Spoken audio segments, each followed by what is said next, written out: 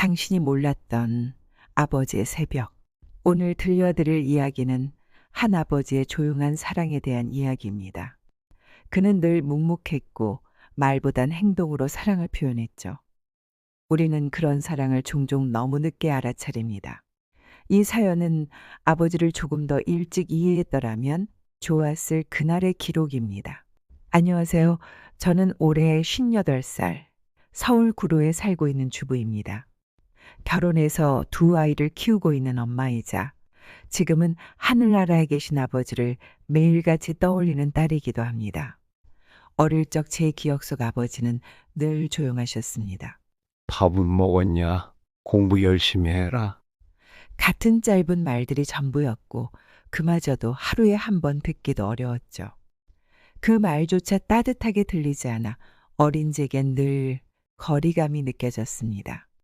가족 식사 시간에도 아버지는 늘 말없이 숟가락만 드셨고 밥을 다 드시고 나면 아무 말 없이 자리에서 일어나 거실의 낡은 의자에 앉아 TV를 보시곤 했습니다.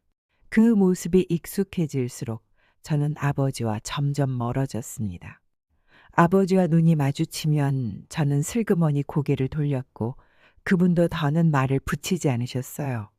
아버지는 매일 아침 아주 이른 새벽에 집을 나서셨습니다. 정확히 몇 시였는지는 몰랐지만 우리가 잠들어 있는 시간에 문 여닫는 소리, 발소리가 희미하게 들렸죠.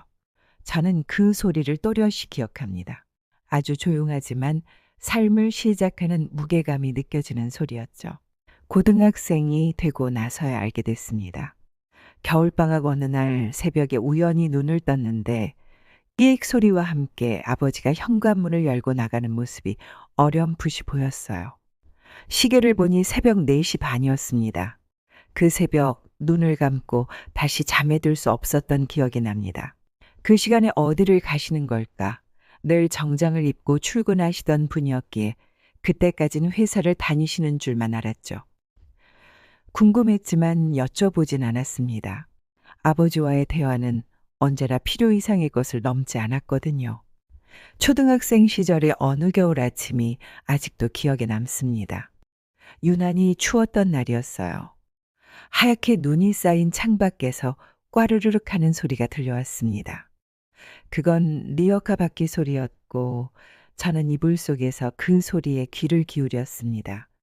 이유는 모르겠지만 왠지 마음이 이상하게 쿵 내려앉았던 기억이 납니다. 고등학교 2학년이 되던 해 겨울 잊지 못할 장면을 목격하게 됩니다. 그날도 눈이 많이 왔고 저는 아침 자습에 늦어 헐레벌떡 집을 나섰습니다. 버스를 놓친 저는 큰 길로 향했고 그곳에서 리어카를 끄는 남자를 보게 됐죠. 구부정한 어깨, 낡은 외투, 그리고 고물로 가득 찬 리어카. 익숙한 실루엣이 눈에 들어왔습니다. 바로 우리 아버지였습니다. 그 순간 시간은 멈춘 듯 했고 저는 그대로 얼어붙었습니다. 믿을 수 없었어요. 저 사람이 우리 아버지라고요? 그 후로 며칠 동안 저는 학교에 늦는다며 아버지를 몰래 따라다녔습니다. 멀찍이 뒤에서 아버지의 하루를 지켜보았습니다. 폐지를 줍고 고물들을 모아 리어카에 싣고 허름한 고물상으로 향하는 그 뒷모습, 그 일이 진짜였어요. 아버지는 공장이 문을 닫은 이후로 몇 년째 그렇게 가족을 부양하고 계셨습니다. 그런데도 저희 가족에게는 한마디도 하지 않으셨던 겁니다. 자식들에게 부끄러운 모습을 보이고 싶지 않으셨던 걸까요? 아니면 그저 조용한 분이셨을 뿐일까요? 저는 어느 날 엄마에게 조심스레 물었습니다. 엄마, 아빠가 폐지 줍는 거 언제부터 하셨어? 엄마는 잠시 말을 멈추더니 조용히 대답하셨습니다. 내가 중학교 올라가던 해부터, 공장 접고 나서부터야. 아버지가 그러셨지. 내 입학식 날 다른 학부모들 사이에 서려면 손이 거칠어도 양복 입고 가려면 그 정도는 해야 한다고. 그 말을 듣는 순간 저는 참았던 눈물을 터뜨렸습니다. 그동안 몰랐던 시간들 아버지가 흘렸을 땀과 고통이 한꺼번에 가슴을 때렸습니다. 그날 이후 아버지를 보는 제 시선은 완전히 달라졌습니다. 손등에 남아있던 상처 자국, 거칠고 시커멓게 변한 손톱, 굽은 허리, 추운 날씨에도 장갑 하나 끼지 않고 리어카를 끌던 손. 그 손을 저는 그동안 부끄럽다며 외면했었어요. 친구들과 함께 있을 땐 아버지를 피해 먼저 가기도 했습니다. 그때의 제가 지금은 너무도 미워요.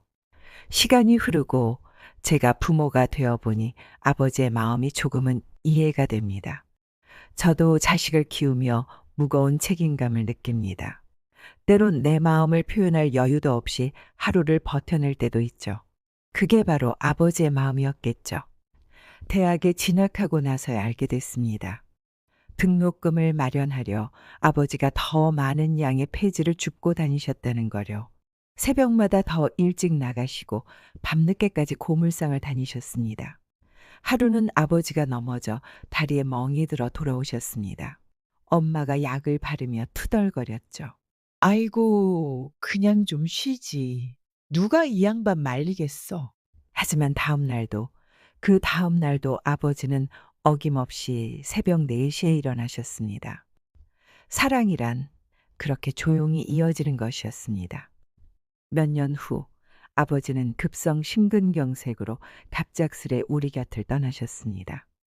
장례를 치르던 날 엄마가 아버지의 낡은 겨울 외투를 꺼내 정리하던 중 안쪽 주머니에서 봉투 하나를 발견했습니다. 우리 딸 졸업 축하한다. 항상 미안하고 항상 사랑한다. 봉투 안에는 꼬깃꼬깃 접힌 5만 원권 몇 장이 들어 있었습니다. 저는 그 돈을 지금도 쓰지 못한 채 책상 서랍 깊숙이 간직하고 있습니다. 그것은 단순한 돈이 아니라 아버지의 시간, 아버지의 사랑, 그리고 삶 그 자체였으니까요. 지금도 눈을 감으면 떠오릅니다. 눈 쌓인 겨울 새벽, 리어카를 끌고 가시던 아버지의 뒷모습과 그 발자국 소리, 그 새벽은 그저 어두운 시간이 아니었습니다. 제가 알지 못했던, 그러나 이제는 누구보다 또렷이 기억하는 아버지의 사랑이었습니다. 말없이 가족을 위해 모든 것을 내어주던 아버지의 마음이 새벽 공기 속에 스며 있었고, 그 시간들은 이제 제 삶을 지탱해주는 가장 깊은 뿌리가 되었습니다. 아버지, 이제서야 말할 수 있어요. 정말 감사했고, 정말 사랑했습니다. 여러분, 지금도 어디선가 조용히 자식들을 위해 하루를 살아내고 있을 누군가의 아버지를 위해 오늘만큼은 마음을 한 번 더 써주시길 바랍니다. 저는 다음 사연에서 또 인사드릴게요. 들어주셔서 고맙습니다. 구독과 좋아요는 큰 힘이 됩니다.